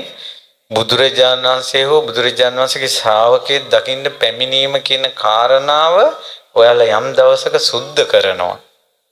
සත්තානං විසුද්ධිය. ශෝක පරිද්දවානං සමතික්කමාය. ශෝක වැළපීම් වලින් නිදහස් කරවනවා. අපේ ශෝක වැළපීම් යම් දවසක නතර කරනවා සෑය දකින්න යෑමෙන්. ඒකයි දුක් කරදර කංකටොළු වැඩි වෙනකොට රුවන්වැලි සෑය, ජයසිරි මහ බෝධීන් වහන්සේ, අඟුලිමාල සෑය මේ උතුම් ස්තූප බලන්න වඳින්න යන්න කියන්නේ ඒකයි. පිහිටි සද්ධාවෙන්, පිහිටි ප්‍රේමයෙන්, ඒකාන්තගත පැහැදීමෙන් ආවොත් යම් දවසක ඒ දුක් ඔක්කොම නැති වෙලා යනවා. ශෝක පරිද්දවානං සමතික්කමාය. ඥායස්ස අධිගමාය. චතුරාර්ය සත්‍ය අවබෝධ වෙන්න හේතු වෙනවා කියනවා. ඥායස්ස අධිගමාය. නිබ්බානස්ස සච්චි කිරියාය. නිර්වාණය සාක්ෂාත් කරන්න හේතු වෙනවා කියනවා. බුදුරජාණන් වහන්සේ දකින්න දෙන එක, ශ්‍රාවකයෝ දකින්න දෙන එක පිහිටි ශ්‍රද්ධාවෙන්, පිහිටි ප්‍රේමයෙන්, ඒකාන්තගත ශ්‍රද්ධාවෙන්. යදිදන් තථාගතස්සවා තථාගතං වා තථාගත ශාවකං වා දස්සනාය ගච්ඡති. ඒ තමයි තථාගතයන් වහන්සේ හෝ තථාගත ශ්‍රාවකයන් වහන්සේලා දකින්ද පැමිණීම කියන. එතකොට සෑයක් වඳින්න වෙනවා කියලා කියන කාරණාව ඔබ ගෙදරින් මෙහි ඉන්න අම්මලා මට මතකයි බුද්ධ වන්දනාවට හැමදාම මල් ටිකක් අරගෙන එනවා මේ උයන්දන. එතකොට හැමදාම හවසට බුදු සමිඳු සිහි වෙන එක, බුදු සමිඳු වෙනුවෙන් මල් ටිකක් අරගෙන එන එක ලොකු දෙයක් ඔබට මේ ජීවිතේ නොපෙරෙන්න පුළුවන්. නමුත් ඔබ යම් දවසක අමා නිවනටපත් වුණොත් එදාට ඔබට තේරෙයි සෑය වඳින්න ගියේ එක රහතන් වහන්සේලා වඳින්න ගියේ එක හේතු වුණා.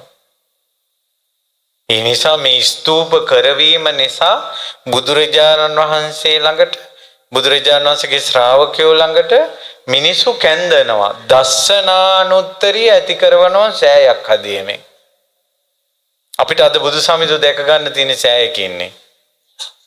සර්වඥ ධාතුන් වහන්සේලාගේ බුදු සමිඳුගෙන් තමයි දස්සනානුත්තරිය ගන්න තියෙන්නේ. ශ්‍රාවක සංඝයා බැහැ දකින්න පැමිණීමේ කවදා හරි දවසක ඊතර වෙනවා. ශ්‍රවණානුත්තරිය කියන්නේ මේ ලෝකේ අහන්න දේවල් තියෙනවා. සින්දු අහනවා, රණ්ඩු අහනවා, බැන ගැනිලි අහනවා, දේශපාලන කතා අහනවා, දේශපාලන රැස්වීම් වලට ගිහිල්ලා අහගෙන ඉන්නවා, නොයෙක් දේශන වලට ගිහිල්ලා අහගෙන ඉන්නවා, අනුන්ගේ ඕපදූප අහගෙන ඉන්නවා. ඉතින් මේ ඔක්කොම අහගෙන ඉන්නවා. නමුත් ඔය අහගෙන ඉඳිල්ලෙන් කවදාවත් කෙනෙක් අමා නිවනටපත් වෙලා නැහැ. හැබැයි යම් කිසි කෙනෙක් පිහිටි ප්‍රේමයෙන්, පිහිටි සද්ධාවෙන් ඒකාන්ත වචන තුනක් තියෙනවා. නිවිට්ඨ සද්ධෝ, නිවිට්ඨ ප්‍රේමෝ, ඒකාන්තගතෝ අභිප්පසන්නෝ. පිහිටි සද්ධාවෙන්, පිහිටි ප්‍රේමයෙන්, ඒකාන්ත පැහැදීමෙන් බුදු කෙනෙක්ගේ හෝ ශ්‍රාවකෙක්ගේ ධර්මය අහනවාද ඒකම දවසක යාව සසරින් එතර කරනවා කියනවා. ඒකයි ශ්‍රවණානුත්තරිය. ලොකු ප්‍රඥාවක් නැති උනා කියන බණ ලොකුවට තේරුණොත් නැතුණත් සද්ධාවෙන් නම් බණ අහන්න එන්නේ. ප්‍රේමයෙන් නම්, ඒකාන්තගත පැහැදීමෙන් නම්. ඒ පැහැදීම තියෙනකොට කැමති නෑ බණට බාධා කරන්න. බණට බාධා කරන එකක් තමයි ෆෝන් එක. එතකොට ඒ ෆෝන් එක ඔෆ් කරගන්නවා. ඇයි මේ ධර්ම දේශනාවට බාධාවක් වෙයි. පැහැදීමෙන් බණ අහන්නේ. එයා කැමති නෑ තමන්ගේ පැහැදුන සිතට හානියක් කරගන්න. ඒ නිසා මිනිස්සු එක එක තැන් වලින් කලබල කළා කියලා ලොකු අවධානයක් ඒවට යොදවන්නේ නෑ. ෆෝන් එකක් රීල්ස් ගියත් බලන්නවත් එපා ඒ පැත්තවත්. අපි ඕනේ නෑ තව කෙනෙක් අපහසුතාවයටපත් කරන්න. අපි පාඩුවේ අපි බණ අහනවා. එතකොට මේ සමහරලාට මිනිස්සු කිව්වට මෙච්චර බණ ඇහුවට ඇද්දිච්ච එකෙක් නෑ කියලා සද්ධාවෙන්, ප්‍රේමයෙන්, ඒකාන්තගත පැහැදීමෙන් බණ අහනවාද ඒක යම් දවසක සත්තානං විසුද්ධිය, සත්වයා විසුද්ධියටපත් කරනවා. ශෝක පරිද්දවානං සමතික්කමාය, ඥායස් අධිගමාය, නිබ්බානස්ස සච්ච කිරියාය. යමෙක් මේ ලෝකේ අමා නිවනටපත් වුණා නම් ඒ අය බුදු සමිඳු හෝ ශ්‍රාවකයෝ දකින්න ආපු අය. යමෙක් මේ ලෝකයේ සසරින් එතර වුණා නම් ඒ අය බුදු සමිඳුගේ හෝ ශ්‍රාවකයන්ගේ බණ අහපු අය. එතකොට මේ නිවනටපත් වෙච්ච අයගේ යම් මාවතකට තමයි අපි ඇවිල්ලා ඉන්නේ. සතුටු වෙන්න. ගෙවල් වල කරදර තියෙන්න පුළුවන්, ප්‍රශ්න තියෙන්න පුළුවන්, ඔන්න ඕවා එක පැත්තකට දාන්න සසර කියලා. මේ ධර්මයේ ඇසීම, දස්සනානුත්තරිය, සෑය බෝධිය වඳින එක, පැමිණීම එක පැත්තකට දාන්න ඊතර වීම කියලා. කරදර කොට දාන්න සසර කියන ගණේට ඔච්චරයි තියෙන්නේ. සසරයි ඊතර වීමයි.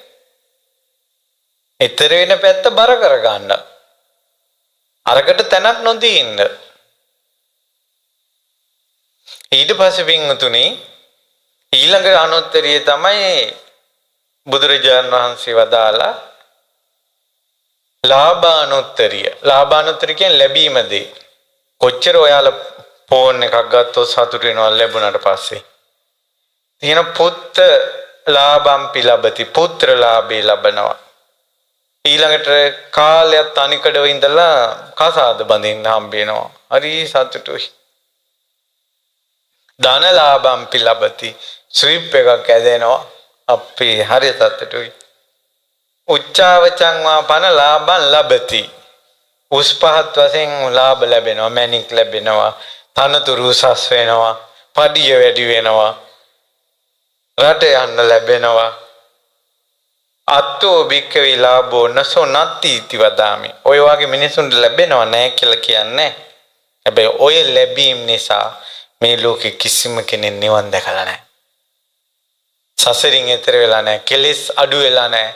සල්ලි ලැබුණා කියලා, ගෙවල් ලැබුණා කියලා, යාන වාහන ලැබුණා කියලා, රට යන්න ලැබුණා කියලා, උසස් වීම ලැබුණා කියලා, ස්වීප් එකක් ඇදුණා කියලා මේ ලෝකෙ කිසි කෙනෙක් සසරින් එතර වෙලා නැහැ. හැබැයි යෝචකෝ භික්ඛවේ තථාගතෝවා තථාගත ශාවකෝවා තථාගතේවා තථාගත ශාවකේවා සද්දම් පටිලබති.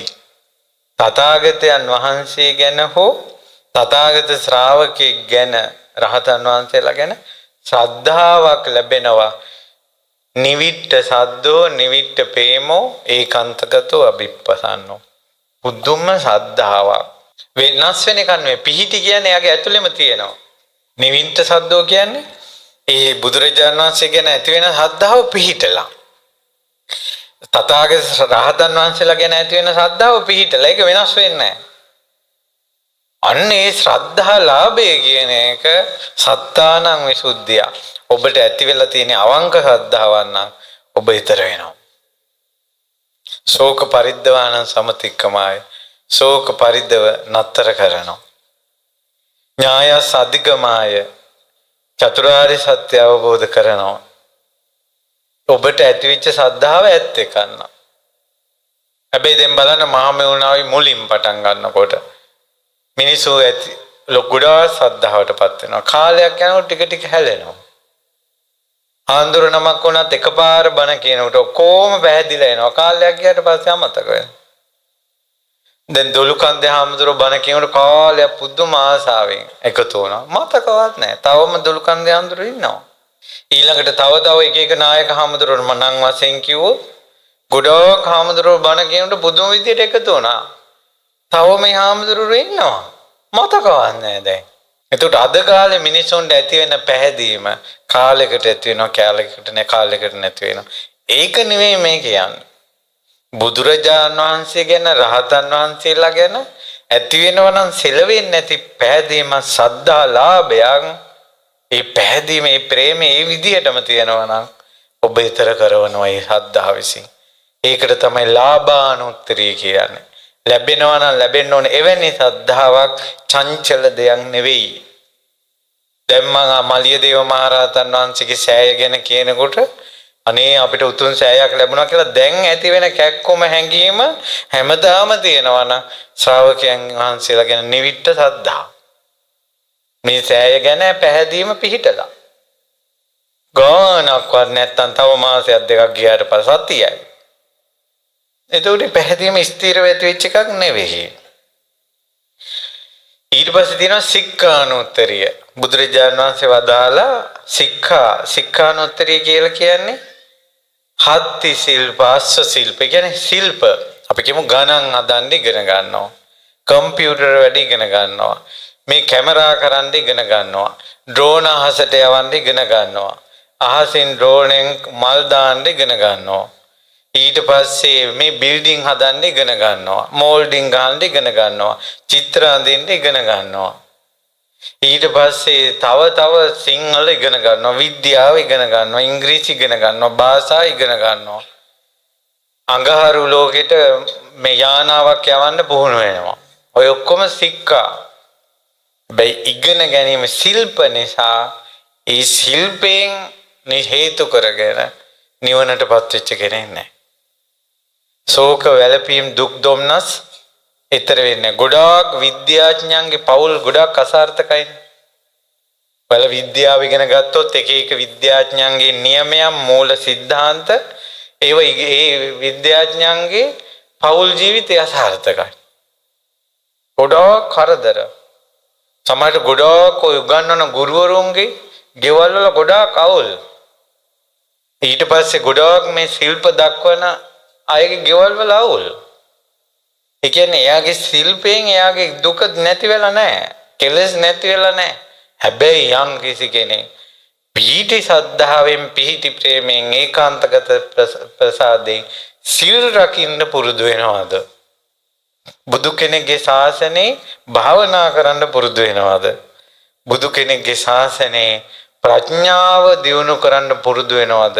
සීල සමාධි ප්‍රඥා පුරුදු කිරීම එයාව කවදා හරි ඊතර කරනවා. මේ අම්මලාට කම්පියුටර් අතපොත ගාලා තේරුන්නේ නැති වුණාට, මේ අම්මලාට ෆෝන් එකේ තියෙන වැඩ කාර්ය ටික තේරුන්නේ නැති වුණාට, AI තේරුන්නේ නැති වුණාට, Facebook තේරුන්නේ නැති වුණාට, ෆෝන් එක ඔබා ගන්නවත් තේරුන්නේ නැති වුණාට අම්මේ ඔයාට පන්සිල් පද පහ රැකගන්න පුළුවන් නම් ඔයා ඊතර වෙන ෆෝන් එක හදාපු කෙනාට කලින්. ඒ හික්මීම, ඒ පුහුණුව, ඒ නිසා පුහුණුවීන් අතර ඉගෙන ගැනීම අතර ඒ වගේම මහන්සි වීම අතර සීල සමාධි ප්‍රඥා වඩන්න මහන්සි වීම තමයි ශෝක පරිදේව දුක්ඛ. ඒවත් පිහිටි ප්‍රේමයෙන් කියන්නේ කාලෙක නතර කරන ඒවා නෙවෙයි. දැන් ඕක නිසා තමයි తాවකාලික පැවිද්ද නිවනට හේතු වෙන්නේ නැත්තේ. ඒක පිහිටි ශ්‍රද්ධාවක් නෙවෙයි. ඒක යම්කිසි තාකට් එකක්. මම මාස දෙකක් ඉන්නවා. මාසයක් ඉන්නවා. ඊට පස්සේ කාලයක් ගියාට පස්සේ ආයෙ කාමභෝගී ජීවිතය ගත කරනවා. එහෙම නෙවෙයි. මේක මේ සීල සමාධි ප්‍රඥා වැඩි වීම පිහිටි ශ්‍රද්ධාවෙන්. ඊතර වෙනකල් ඒ ශ්‍රද්ධාව තියෙනවා. කෙලෙස් නැති වෙනකල් ශ්‍රද්ධාව තියෙනවා. ඉතින් ඒ විදිහට පුහුණු වෙන්න කියනවා. කාලෙකදී කරලා කාලෙකදී අතෑරලා එහෙම නැතුව. ඊට පස්සේ තියෙනවා අනුසික්ඛානෝත්තරිය. ඊළඟට තියෙනවා පරිචර්යානෝත්තරිය. ඔන්න ඒක තමයි මේ සෑයත් එක්ක සම්බන්ධ වෙන්නේ.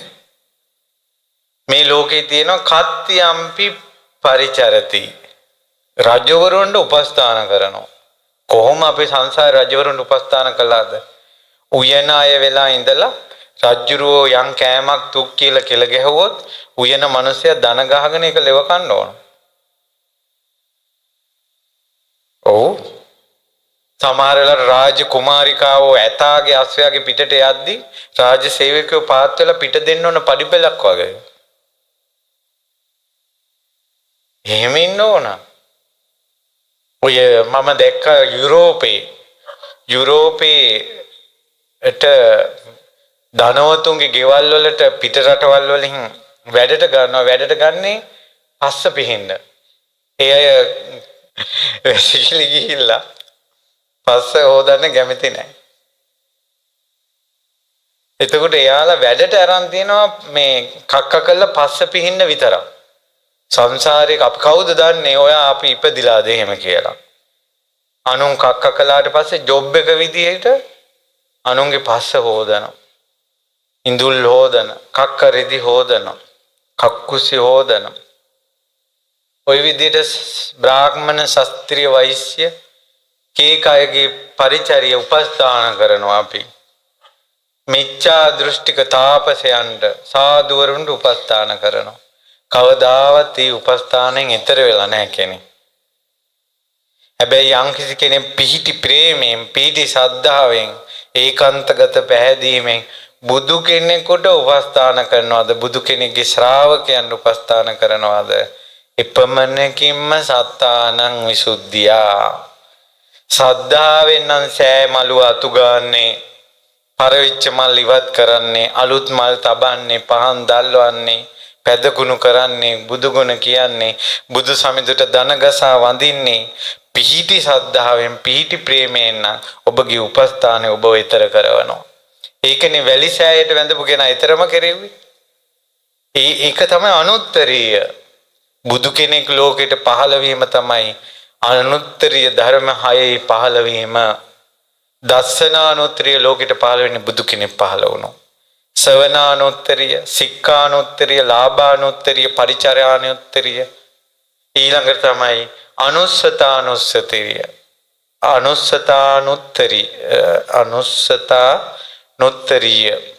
අනුස්සතිය කියලා කියන්නේ හිතනවා. මේ ලෝකේ මිනිස්සු දරුවෝ ගැන මේ තියෙන පුත්තලාභම්පි අනුසරති. දරුවෝ ගැනම හිතනවා. දාරලාභම්පි අනුත්තරයි. නෝන ගැන, මහත්ය ගැන. සමහර මිනිස්සු කට ඇරියොත් මිනිහා ගැනම තියන අපේ මිනිහා මේමයි වද දෙනවා එයා මං ගැන හිතන්නේ එයාට මාව වටින්නේ දවසේ පැය 24ම මිනිහා ගැන හිතා ඉඳලා අපේ නෝනා මේමයි යා මේමයි යාට මිස් කෝල් ඇවිල්ලා යාගේ ආදරේ වෙනස් වෙලා ඔය බවලතා ගැන දවසේම බවලතා අනුස්සරිය සමහර අයගේ ගෙවල් හැදිල්ලමයි ඔළුවේ සමහර අයගේ වාහන ගැනම යකඩ ගොඩවල්මයි ඔළුවේ 330 පැයේ මේවා වතු පිටි ගැනම හිතනවා ඕව ගැනම හිතා ඉන්නවා කවදාවත් ඔය හිතිල්ලෙන් සමහර අයගේ මට ඕනියම් කළා මට ආවලා ඕනියම් කරනවා හැමදාම ඕක හිතා ඉන්නේ සමහර අය මට කොන්දේ කැක්කුම් ඒ කැක්කුම තියෙන්නේ කොන්දේ විතරයි නමුත් මෙයාගේ කටේ හැම වෙලාවෙම කැක්කුම